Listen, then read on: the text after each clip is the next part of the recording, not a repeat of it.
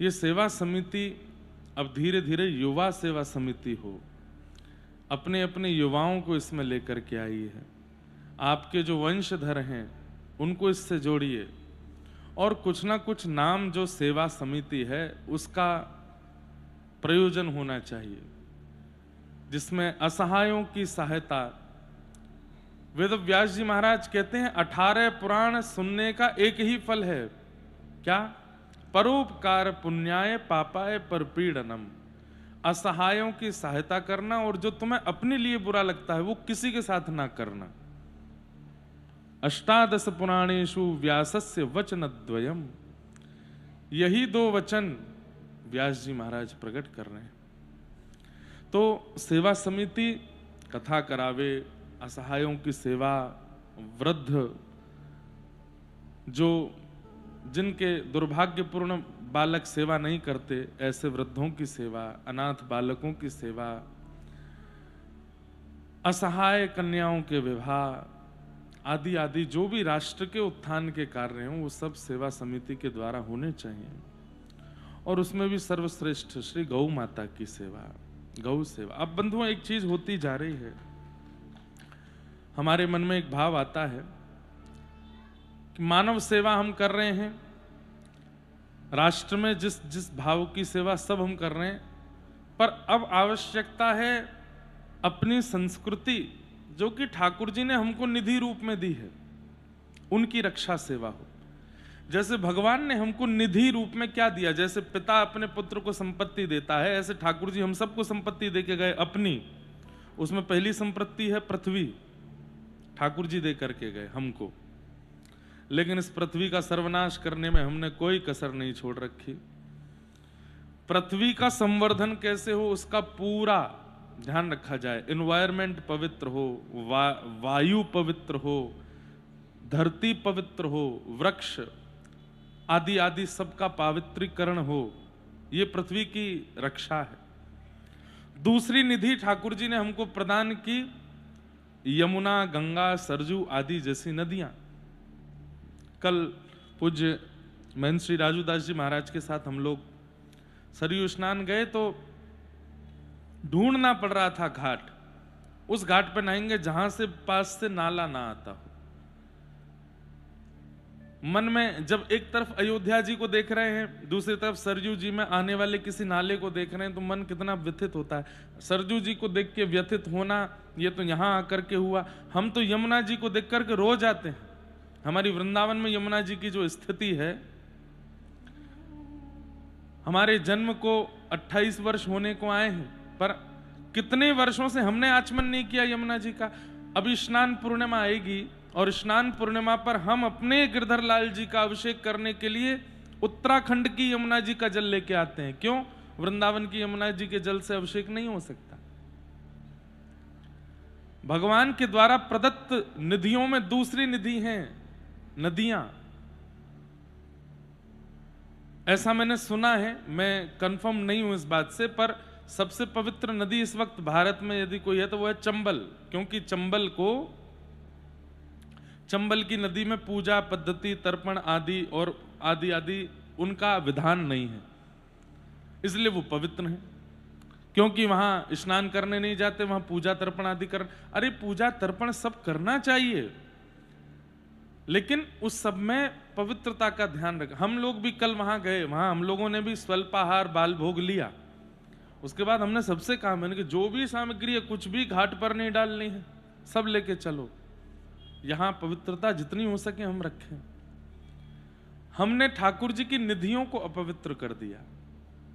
पहली निधि ठाकुर जी ने हमको दी संपत्ति के रूप में पृथ्वी। दूसरी निधि ठाकुर जी ने हमको संपत्ति रूप में दी नदियां।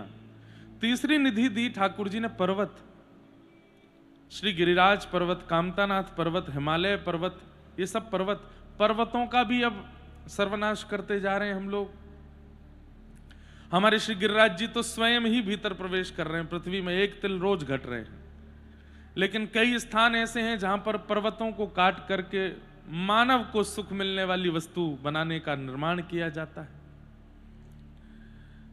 पर्वतों की रक्षा हो।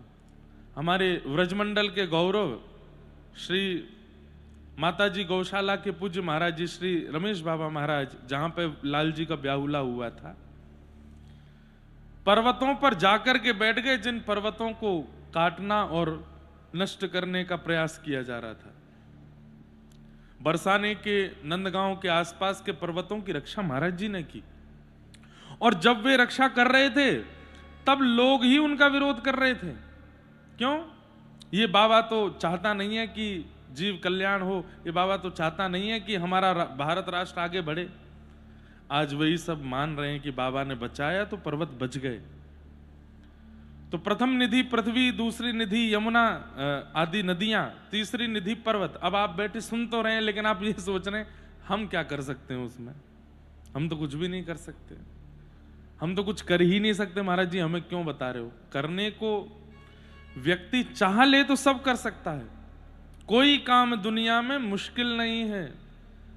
हमारा काम है व्यासपीठ से बोलना, आपको कथाएं सुनाना, आपको कीर्तन सुनाना, आपको भजन सुनाना, आपको आनंदित करना, आपके प्रश्नों के उत्तर देना।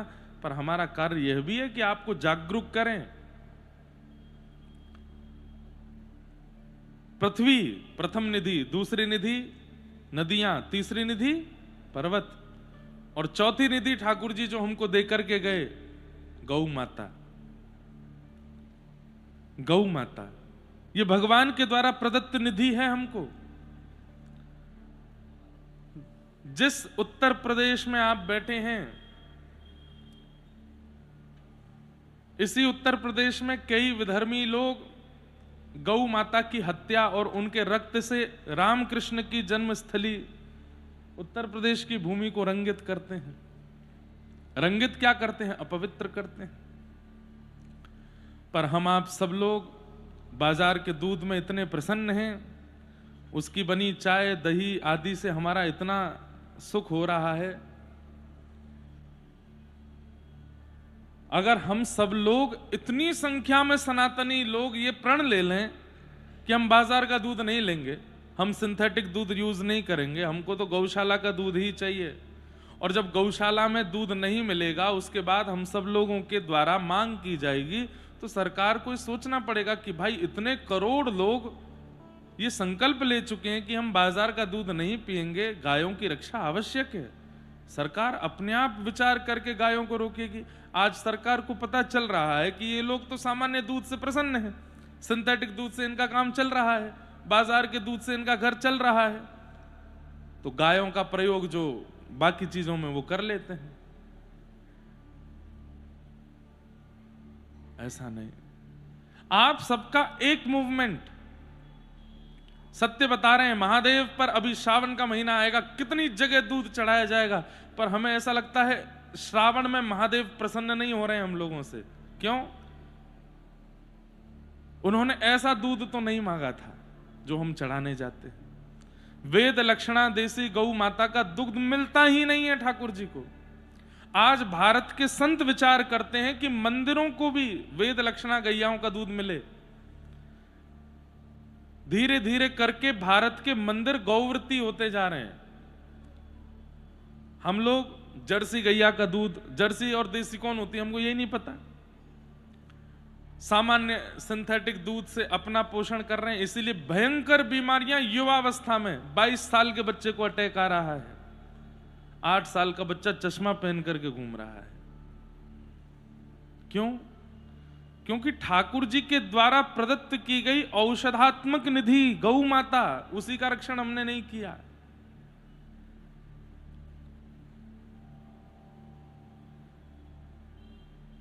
पृथ्वी, नदियां, पर्वत, गौ, गोवी विप्रैश्च वेदैश्च सतीभि सत्यवादिभि अलुब्धा दानशीलश्च सप्तैते धार्यते महि। पृथ्वी को 7 लोग अपने ऊपर धारण करते हैं, उसमें सबसे पहला नाम क्या है? गौ। गोवी गाय धारण करती है, दूसरा विप्र धारण करते हैं, तीसरा वेद धारण करते हैं। पृथ्वी जिन पर टिकी है, गोवी ही विप्रैश्च वेदैश्च सतीभि, पतिव्रता नारी धारण करती है, सत्यवादी भी, सत्य बोलने वाला व्यक्ति धारण करता है, अलुब्धा लोभ रहित व्यक्ति पृथ्वी को धारण करता है, दानशीलश्च, दान करने वाला व्यक्ति। ये 7 लोग पृथ्वी को धारण करते हैं और इन 7 में कटौती हो रही है, इसीलिए युद्ध चल रहे हैं जगह जगह। पृथ्वी का हनन होता जा रहा है, मानवता नष्ट होती जा रही है, आपस में ही देश लड़ झगड़ करके एक दूसरे को नष्ट करते जा रहे हैं। क्यों? गाय नहीं बची, वेद नहीं बचे, ब्राह्मण नहीं बचे, पतिव्रता नारी नहीं बची, लोभ रहित व्यक्ति नहीं बचे, दानशील व्यक्ति नहीं बचे। और गाय बच जाए तो सब बच जाएंगे, लेकिन गाय ही नहीं बच रही है।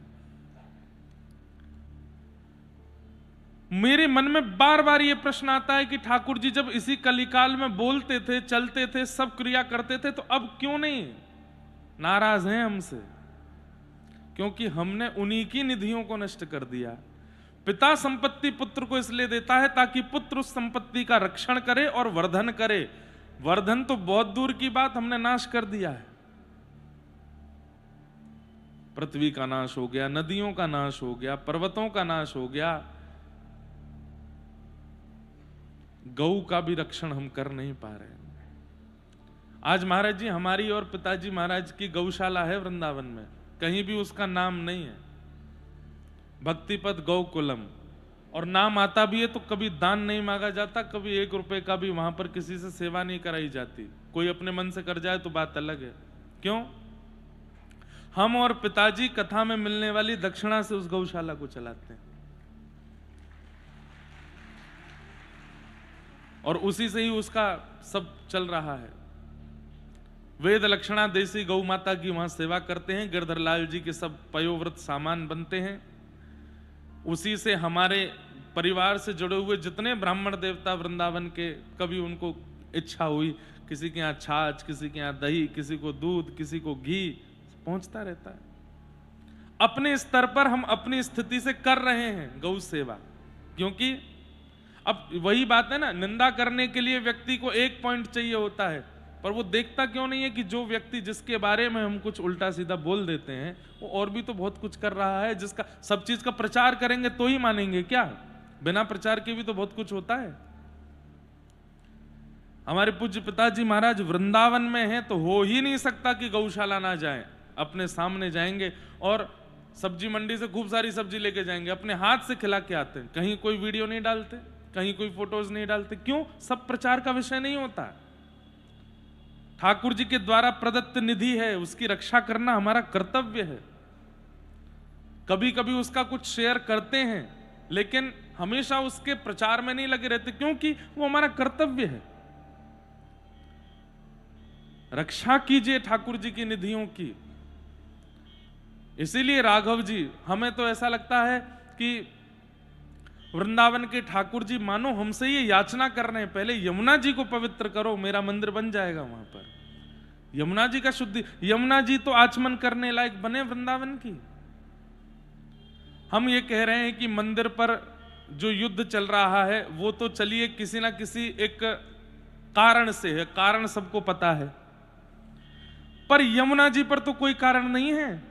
यमुना जी पर तो सरकार स्वतंत्र है ना उनको पवित्र करने में। श्री यमुना जी का प्रवाह पवित्र हो जाए, उस पर तो कोई कंट्रोवर्सी है नहीं ना, वहां तो कोई अपना कुछ बना करके नहीं बैठा यमुना जी के ऊपर। लेकिन यमुना जी के शुद्धिकरण में कोई हस्तक्षेप नहीं कर रहे हैं।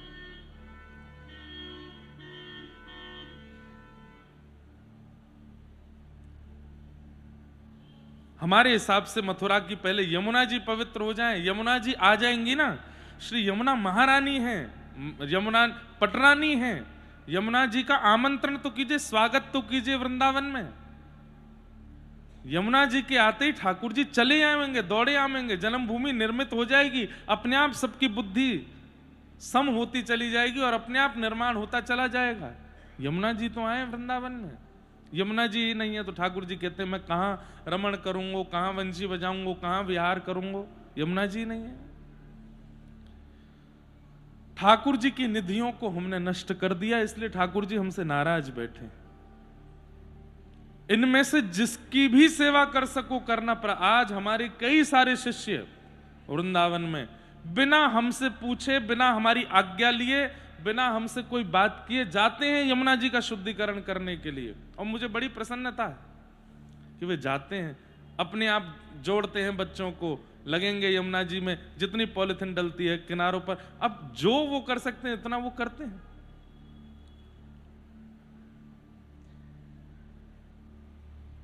निधियों की रक्षा, ठाकुर जी को प्रसन्न करना है तो उनकी संपत्ति बढ़ाइए मत, बचा तो लीजिए कम से कम। पृथ्वी, पर्वत, नदी, गौ, और चौथी संपत्ति है भगवान के वेद। गौ माता अगर रक्षित हो गई तो वेद रक्षित हो जाएंगे। ये बात स्पष्ट है कि गौ से ही सब लिंग डप्ट हैं, बस उनकी रक्षा हो। आज हम मंदिरों के लिए लड़ रहे हैं, लेकिन हमें नहीं लगता कि आने वाली पीढ़ी कभी नदियों के लिए लड़ेगी, पर्वतों के लिए लड़ेगी, गैया के लिए लड़ेगी। नहीं लड़ेगी वो।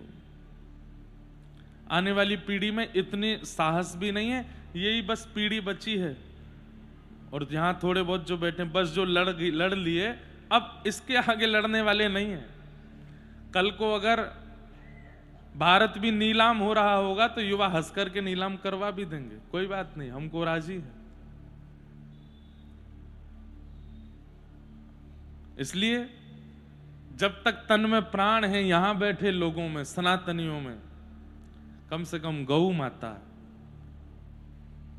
यमुना महारानी और जो भारत की पवित्र नदियां हैं, इनके लिए आवाज उठाइए। आप सब लोग पत्र लिख करके सरकार को भेजिए, अपने अपने वीडियोस बना, अरे फेमस होने के लिए वीडियो बनाते हैं, उल्टी सीधी बातें करते हैं यूट्यूब पे जा करके। कोई क्यों नहीं कहता सरकार से कि ये आवश्यक है, हमारी धरोहर है, इनको बचा लीजिए। जब इतनी संख्या में लोग बात उठाएंगे, सनातनी बात उठाएंगे, युवा बात उठाएंगे, सरकार को लगेगा सीरियस मैटर है, इस पर काम करना चाहिए, और होगा। गायों के लिए बेचारे संत ही बोलते हैं और कोई कुछ नहीं करता। हम इन सब विषयों पे बहुत कम बोलते हैं, बोलता ही नहीं हूं मैं, पर कभी कभी आ जाता है मन में भाव कि व्यासपीठ का प्रयोग, सबके चित्त में भक्ति स्थापित है, पर व्यासपीठ का प्रयोग ठाकुर जी की निधियों की रक्षा के लिए भी तो हो सकता है। हमारे पास वाणी है, हम बोलते हैं, कितने लोग विश्वास करते हैं वाणी का, तो क्यों ना इस बात से चेताया जाए उनको। इसलिए थोड़ा जागरूक होइए। इस कथा के बाद युवाओं के चित्त में थोड़ा सनातन के प्रति प्रेम प्रकट कीजिए। हम बहुत जल्दी कोई ना कोई प्रकल्प प्रारंभ तो करेंगे, लेकिन हम पर ही निर्भर क्यों हो, संतों पर ही निर्भर क्यों हो कि ये कुछ करें, हम सहायता कर देंगे ना। आप कीजिए ना, आप अपने आप प्रारंभ कीजिए। तो सेवा समिति के सब लोगों को हमारा बहुत प्रणाम। आप लोगों ने खूब आनंद से कथा कराई। अब इस सेवा समिति को युवाओं को प्रदान करो, इसमें युवाओं को जोड़ना प्रारंभ करो। न्यू फेसेस आवे, नई ऊर्जा आवे, नई हमारी कथा में। आप ये सफेद जो कुर्सियों तक है, इसके पीछे जाके देखो, 80% युवा बैठे हैं वहां पर। युवा ही आते हैं कथाओं में। कभी किसी बड़े महानगर में कथा होती है, आप आकर के देखिए वहां पर कितने युवा आते हैं और कैसे ऊर्जा के साथ में आते हैं। उनके अंदर ऊर्जा है, पर उस ऊर्जा को संचालित करने के लिए कोई बड़ा उनके आगे नहीं खड़ा है कि इस ऊर्जा को यहां लगाया जाए। तो आप सब लोग बड़े हैं, अपने युवाओं को लाइए और ये सब सेवा के प्रकल्प उनसे करवाइए। संभवतः इससे सेवा समिति का उद्धार होगा, उत्थान होगा। बहुत आनंद आया। हमारे पूज्य राजूदास जी महाराज, आपने खूब साथ दिया, और साथ दिया क्या, देना ही पड़ेगा। आप अनंत बलवंत श्री हनुमान जी महाराज के चरण सेवक हैं, और जब ब्रज से कोई आवेगा और आपसे कहेगा कि महाराज जी हमारे संग रहो, तो आपको तो रहना ही पड़ेगा। लेकिन महाराज जी ने इतनी कृपा की हम सब ब्रजवासियों पर, हम जो यहाँ सब मंच पर विराज रहे हैं। अयोध्या में कई महापुरुषों से हमारा प्रेम है, लेकिन सब अपने कथा के कारण कहीं ना कहीं व्यस्त थे। लेकिन महाराज जी से हमने निवेदन किया, महाराज जी कथा है, और कोई बहुत पहले से नहीं किया, अभी कथा प्रारंभ होने से 2-4 दिन पहले ही किया। हम अयोध्या आ रहे हैं, महाराज जी आप रहिएगा। आप बोले आपके बहुत सारे कार्यक्रम है। मैंने कहा देख लो महाराज जी, सब निरस्त कर दिए। और निरस्त करने के बाद भी कई संसार के लोगों में एक स्वरूप होता है कि उसने तुम्हारे लिए जो किया वो बार बार बताता रहेगा। मैं तो जा रहा था लखनऊ, आप आए तो रुक गया। वहां पे जा रहा था, मेरे को 2 करोड़ की डील साइन करनी थी, पर आप आए तो रुक गया। अब वो बेचारा इतना बताएगा आपको कि आप जो है मतलब इतनी गिलानी में, भैया तू चला ही जा, क्यों बार बार बोल रहा है। लेकिन महाराज जी एक बार भी नहीं बोले कि हमने क्या क्या अपने कार्यक्रमों को स्थगित किया। चलते फिरते कभी मुझे सुनाई दे जाता था महाराज जी किसी को फोन पे धीरे से बोल रहे हैं अभी नहीं आ पाएंगे, 8 तारीख के बाद आएंगे, इंद्रेश जी की कथा चल रही है उसके बाद आएंगे, तुम चाहे जितना बोलते रहो हम नहीं आएंगे। 1-2 बार मैंने सुन लिया था। तो प्रेम का यही स्वरूप होता है कि आप प्रेमी के लिए जो करते हैं उसका ढिंडोरा नहीं पीटते और बार बार उसको नहीं बताते देखो मैंने ये किया, मैंने ये किया। प्रेम का ये स्वरूप है कि अपनी प्रेमी को यह बता करके परेशान नहीं किया जाता कि मैंने तुम्हारे लिए क्या किया। जहां पर ये जाहिर कर दिया जाता हो कि मैं तुम्हारे लिए ऐसा करता हूं, प्रेम नहीं है वो। प्रेम में कर दिया जाता है और करने के बाद भी अगर सामने वाला आपकी प्रशंसा ना करे तो सह लिया जाता है, कोई बात नहीं, मेरा कर्तव्य है तुझसे प्रेम करना, तुझसे अवार्ड नहीं चाहिए प्रेम करवाने का या प्रेम करने का। आजकल प्रेम कैसा हो गया, प्रेम करते हैं उसको दिख क्यों नहीं रहा कि मैं कर रहा हूं, उसको पता क्यों नहीं चल रहा कि मैं इसके लिए ऐसा कर रहा हूं, ये मेरी प्रशंसा क्यों नहीं कर रहा, इसको मेरे एफर्ट्स दिखाई क्यों नहीं देते हैं। नहीं दिखाते, प्रेम में कर देते हैं बस, और ना इच्छा रखते हैं कि ये कुछ हमसे हमारे एफर्ट्स की बड़ाई करे। इसीलिए भी कभी कभी लगता है कि ठाकुर जी प्रकट नहीं होते। क्यों?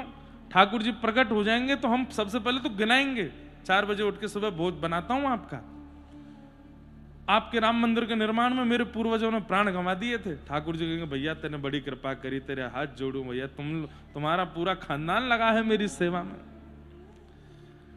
हम लोगों का स्वरूप क्या हो गया है कि हम प्रेम करते हैं लेकिन अपने एफर्ट्स को गा देते हैं, ये प्रेम नहीं है।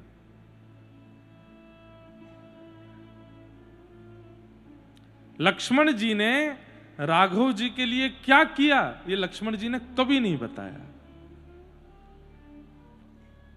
जब प्रभु श्री राम वन में जा रहे थे तो सबसे मिलने के लिए गए, तो उस समय लक्ष्मण जी के पास गए, लक्ष्मण जी से जाके बोले लक्ष्मण मेरी बात बहुत ध्यान से सुनो। बोले कहिए भैया। पिताजी की आज्ञा से मैं वन में जा रहा हूं, भरत लाल जी सिंहासन पर विराजेंगे, मैं तुम्हारा बड़ा भाई हूं, मेरी आज्ञा का पालन करना तुम्हारा कर्तव्य है। बोले क्या? माताजी, पिताजी और संपूर्ण अयोध्या नगरी, इसकी सेवा, इसकी रक्षा का दायित्व मैं तुमको दे के जाता हूं, तुमको रहना है, सब करना है। राम जी ने खूब अपनी बातें कह दी। लक्ष्मण जी महाराज सुनते सुनते फिर अंत में जब राम जी शांत हुए तो लक्ष्मण जी कहते हैं भैया मैं तो आपके साथ जाने वाला था। बोले बिल्कुल नहीं, तुम यहीं रहोगे, यहां रहकर के पिताजी, माताजी और पूरी अयोध्या नगरी का ध्यान रखोगे, और ये तुम्हारा कर्तव्य है, मैं तुम्हारा बड़ा भाई हूं, मेरी आज्ञा मानना तुम्हारा कर्तव्य है, धर्म है, नहीं मानोगे तो पाप लगेगा। लक्ष्मण जी महाराज कहते हैं तो फिर भगवान एक बात बताइए, आत्मा को पाप लगता है कि शरीर को? सौगंध, कसम, शपथ ये आत्मा को लगती है कि शरीर को? बहुत ध्यान से सुनिएगा लक्ष्मण जी की वाणी। तो राघव जी बोले ये सब तो आत्मा, ये सब तो शरीर को लगता है, कसम लगना या आज्ञा का पालन करना या ना करना ये सब तो शरीर का धर्म है, आत्मा तो पवित्र है, मुक्त है। तो लक्ष्मण जी बोले ठीक है, तो आप अयोध्या से एक चरण बाहर रखिए, शरीर आपकी आज्ञा का पालन करेगा, अवध में ही रहेगा, लेकिन आत्मा आपके साथ जाएगी। इस शरीर का त्याग करके आपके साथ चलूंगा, शरीर यहीं रहेगा मेरा, यहां से नहीं जाएगा। आपकी आज्ञा हो गई है, माताजी पिताजी अवधवासियों के बीच में ही रहेगा, लेकिन आत्मा नहीं रहेगी। प्राण हैं आप मेरे, मैं कैसे रह सकता हूं आपके बिना। तब राघव जी बोले ठीक है तो फिर चलो, और लक्ष्मण जी गए। 14 वर्ष तक लक्ष्मण जी सोए नहीं। इस बात का खुलासा गोस्वामी जी ने किया, इस बात का वर्णन श्री वाल्मीकि जी ने किया, पर लक्ष्मण जी ने नहीं गाया कभी राम जी के आगे। मैं 14 वर्ष सोया नहीं हूं, मैं रात भर जागता रहता हूं, पहरेदारी करता हूं, मेरे भैया सुखी रहें प्रसन्न रहें, ऐसा कभी लक्ष्मण जी गाए नहीं। लेकिन हम आप में से कोई अगर होता, आज का कोई व्यक्ति लक्ष्मण होता, तो हो सकता है कि 14 वर्ष के बीच में ही गा करके दोनों भाइयों में कुछ ना कुछ लड़ाई झगड़े हो गए होते। प्राचीन भारत में भाई कितना प्रेम करते थे एक दूसरे से। राम लक्ष्मण का प्रेम देखिए, कृष्ण बलराम का प्रेम देखिए। चलो ये तो भगवान है, राक्षसों का प्रेम देख लो, रावण कुंभकर्ण, हिरण्याक्ष हिरण्यकश्यप, सब भाई एक दूसरे से प्रेम करते हैं। और आज अगर बाल्य मतलब माता पिता के यहां एक पुत्र ने जन्म लिया, 2-3 वर्ष बाद उनकी इच्छा होती है पुत्री हो, फिर से पुत्र होता है तो माता पिता चिंता में चले जाते हैं, बोले अब ये लड़ेंगे बड़े होके। स्वभाव बन गया है, भाई भाई एक दूसरे के साथ रह नहीं सकते। आप लोग विचार कर रहे हैं कितनी संकीर्णता से हमारी बुद्धि, हमारे विचार, हमारी आत्मा हमें नष्ट करती जा रही है।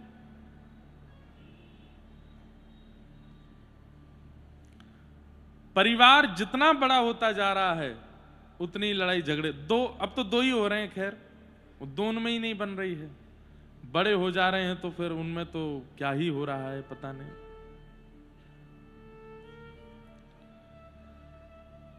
तो प्रेम करिए।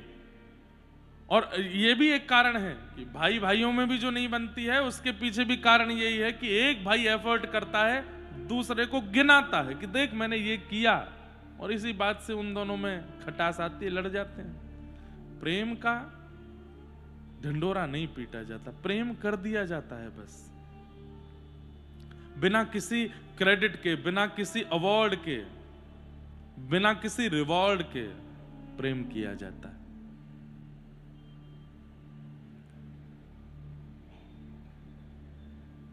हमारी पता नहीं आज कहां बुद्धि चली गई, सुबह से 1 घंटा से डांट रहे हैं आप लोगों को। बोलो सियापति रामचंद्र की जय। अब कल ठाकुर जी का विवाह, वो सब जरूरी बातें याद रखिएगा। हाँ चलो अब आ जाते हैं वापस। भगवान का विवाह श्री रुक्मिणी जी के साथ में हुआ।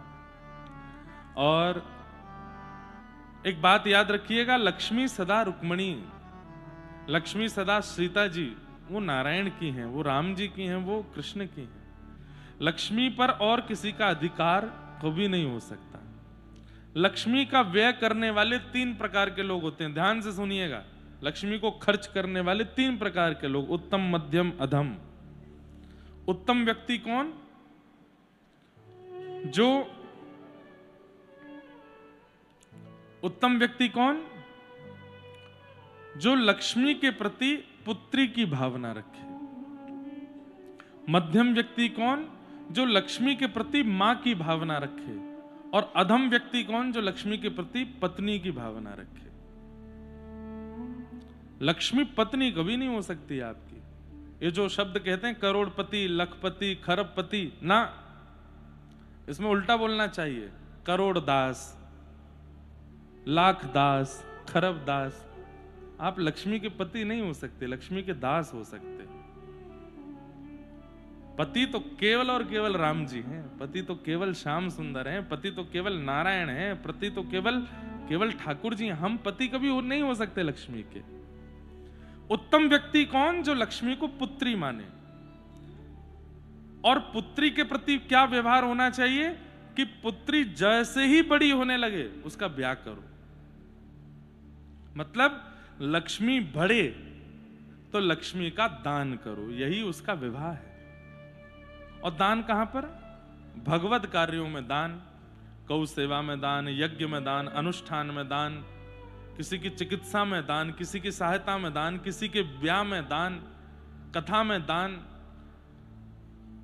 लक्ष्मी बढ़े, जैसे ही लगे कि बेटी अब बड़ी हो रही है, अब इसका दान करो, उसका ब्याह कराओ। अब सेवा समिति के जितने लोगों ने इस पूरे कार्यक्रम में अपना योगदान दिया धन से, एक प्रकार से उन्होंने अपनी लक्ष्मी का ठाकुर जी से ब्याह कराया। आज 7वां दिन, 7 फेरे पूरे हो गए आपकी लक्ष्मी के।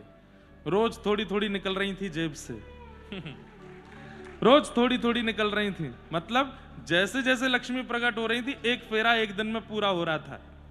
सुबह 6 बजे से लेके रात्रि 12 बजे तक जितने खर्चे हो रहे थे इन 7 दिनों में, पहले दिन जितना खर्चा हुआ, एक फेरा हुआ, दूसरा फेरा हुआ, तो आज सारे फेरे विश्राम हो गया। हाँ, 2-4 आपने पेमेंट छोड़ रखे होंगे बीच के, तो वो आगे करने पड़ेंगे, लेकिन कथा में तो 7 दिन में ही पेमेंट्स करते चलो। वो पेमेंट्स क्या हैं? लक्ष्मी का विवाह हो रहा है नारायण के साथ। आज क्या हुआ है सुन लीजिए ध्यान से। आज 7 फेरे पूरे हो गए। अब ठाकुर जी जितने लोगों ने यहाँ जो भी धन का व्यय किया, पंडाल में किया, रहने में किया, भोजन में किया, ब्राह्मणों में किया, संतों में किया, जो भी किया, जितनों ने भी यहाँ लक्ष्मी का व्यय किया, आज 7वां दिन है। आज लक्ष्मी के 7 फेरे पूरे हो गए, ठाकुर जी आपके जमाई हो गए। लक्ष्मी पुत्री थी, आपने ब्याह कर दिया, ठाकुर जी आपके जामाता हो गए। आज जाइएगा, श्री राघव जी को देख करके कह दीजिएगा, श्री जनक जी के जमाई की जय हो। हमारे यहाँ कहते हैं वृषभानु के जमाई की। राम जी को जाके कह आइएगा, मिथिला के जमाई की जय हो। अच्छा, एक तो बात है, जमाई बन के अच्छा तो लगता है, क्योंकि जितना सम्मान हमको कभी नहीं मिला, उतना सम्मान जमाई बनने के बाद मिलने लगता है।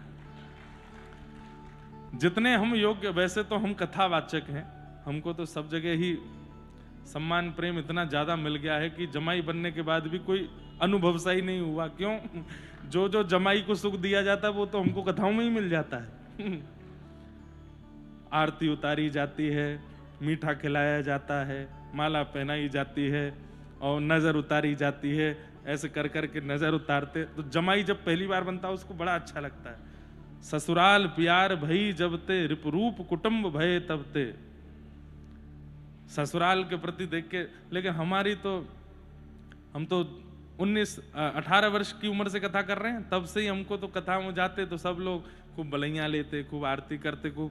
तो कई लोगों ने पूछा ब्याह के बाद कैसा लगा? मैंने कहा हमको जो सम्मान जमाई को मिलता है वो हमको बहुत पहले से ही मिल रहा था, कोई विशेष ज्यादा अंतर हुआ नहीं, लेकिन जमाई बन के खूब अच्छा लगता है।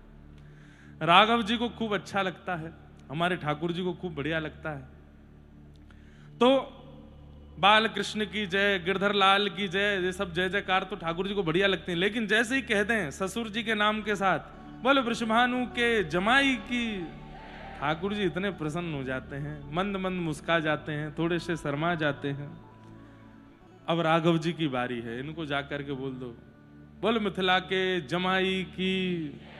आज जो दर्शन करने जाएं जोर से न कहें यूं राम जी से, तो न राघव जी भी नेक नेक मुस्कुरा जाएंगे, ओहो आज कोई नई जय जयकार आई है। बोल मिथिला के जमाई की, बोल जनक जी के जमाई की। बाबा ऐसे कहेंगे, एक बार जाके खुश हो जाएंगे ठाकुर जी, आनंद हो जाएगा। तो अब जमाई हो गए आपके ठाकुर जी, क्यों? आपने अपनी लक्ष्मी का व्यय किया इन 7 दिनों में। आज केवल सेवा समिति के लोग नहीं, जो यहां श्रोता सुनने आ रहे हैं, अब वो श्रोता अपने घर से चलते हैं, कोई बाइक से आया, कोई साइकिल से आया, कोई गाड़ी से आया, कोई प्लेन से आया, कोई ट्रेन से आया, कोई ऑटो से आया, खर्चा तो हुआ ना। खर्चा किसके लिए हुआ? कथा सुनने के लिए हुआ। तो यहां पर होने वाला खर्चा जो भी है, सब ठाकुर, आपकी लक्ष्मी का ठाकुर जी से ब्याह है। लक्ष्मी को पुत्री मानो। उत्तम व्यक्ति कौन? जो लक्ष्मी को पुत्री माने, धन को पुत्री माने। मध्यम कौन? जो लक्ष्मी को मां माने। ये मेरी मां है। मां के प्रति एक भावना रहती है। क्या? मां अगर दूसरे बालक को ज्यादा प्यार करे तो अपना बालक चिढ़ जाता है, रोने लगता है, हाथ पैर मारेगा, इसको उतारो, मुझे लो गोदी में। तो मध्यम व्यक्ति कैसे होते हैं कि अगर लक्ष्मी किसी और के पास जा रही है दान के रूप में, लिफाफे में, तो उनको थोड़ी सी लगती है हमारे पास ही रहो, कहां जा रही हो मैया, आप तो हम पर ही कृपा करो। लेकिन फिर भी ये लोग दान कर ही देते हैं। जैसे मां दूसरे के बालक को गोद में लेती है, अपना बालक चिढ़ता तो है, लेकिन तभी मां क्या करती है, उसको भी गोद में लेती है। बोले देख ये छोटा भाई है, इसके प्रति ऐसे नहीं करते इसको, तो फिर वो बालक भी ठीक हो जाता है। वो कहता अच्छा मां इसको भी मेरा वाला दूध पिला दो, इसको वो वाला बना के खिला दो, है। तो मां के प्रति भी भाव थोड़ी बहुत शुद्ध तो रहता ही है। मन में जरूर आता है, जहां 1100 दे रहे होंगे वहां 500 देने लगेंगे। हाँ ये तो होता है, 2100 दे रहे होंगे वहां 1500 देने लगेंगे। थोड़ा 500 कम कर लो यार, अपने पास रखो, इतने क्या देने की आवश्यकता है। क्यों? मां की भावना है, मां को अपने पास रखने की ज्यादा इच्छा होती है। ये मेरे साथ रहे, मेरी है, मेरे पास रहे, मैं इनका पुत्र हूं। लक्ष्मी के प्रति मध्यम स्थिति जिसकी होती है वो मां की भावना रखता है। पर लक्ष्मी के प्रति जो पत्नी बुद्धि रखता है, ये मेरी है, मैंने कमाई है खून पसीना एक करके, इस पर मेरा अधिकार है। मैं चाहूं तो गाड़ी खरीदूं, मैं चाहूं तो पीला वाला पानी पीऊं, मैं चाहूं तो जो मन चाहे वो खाऊं, मैं चाहूं तो ऐसे कपड़े पहनूं, मैं चाहूं तो वहां घूमने जाऊं, मैं चाहूं तो ऐसा करूं। इस प्रकार लक्ष्मी के प्रति जो पत्नी की भावना रख के उसका केवल अपने ऐशो आराम सुखों में केवल उसका व्यय करता रहता है कि मेरी है, मैं चाहे जहां भी लुटाऊं, मैं चाहे इस पर लेटूं, मैं चाहे इसको बना के खाऊं। लक्ष्मी के प्रति इस प्रकार की भावना रखने वाले का क्या होता है? नाश। लक्ष्मी उसका नाश करती है। और कहीं अगर उसका नाश नहीं हुआ, उसने तो जीवन निकाल दिया भोगते भोगते भोगते भोगते, धन से महाराज दुनिया का ऐसा कोई काम नहीं जो नहीं किया। अगर उसका नाश ना भी हो पाया, जीते जी तो मान कई बार लोग बच जाते हैं, उनकी पीढ़ी का नाश होता है। उनके बच्चे, उनके बच्चों के बच्चे, या फिर उनकी बेटियों के बच्चे, या उनके पुत्रों के बालक, कहीं ना कहीं विकृति आती है। और वो विकृति ऐसी आती है कि उसकी चिंता में पूरा नगर कह देता है, अरे राम राम, बताओ क्या हो गया इनके यहां। अपंगता आने लगती है शरीर में, विचारों में शून्यता आने लगती है। इस प्रकार लक्ष्मी के प्रति पत्नी बुद्धि रखने वालों का नाश हो जाता है। तो इसलिए लक्ष्मी के प्रति पत्नी बुद्धि मत रखो, लक्ष्मी के प्रति मातृ बुद्धि या पुत्री बुद्धि, ये दो बुद्धि रखो। आज के बाद ये प्रयास करने का, ये करने का प्रयास करो कि लक्ष्मी को या तो पुत्री मानो या फिर अपनी मां मानो, पत्नी नहीं। पत्नी तो केवल नारायण की।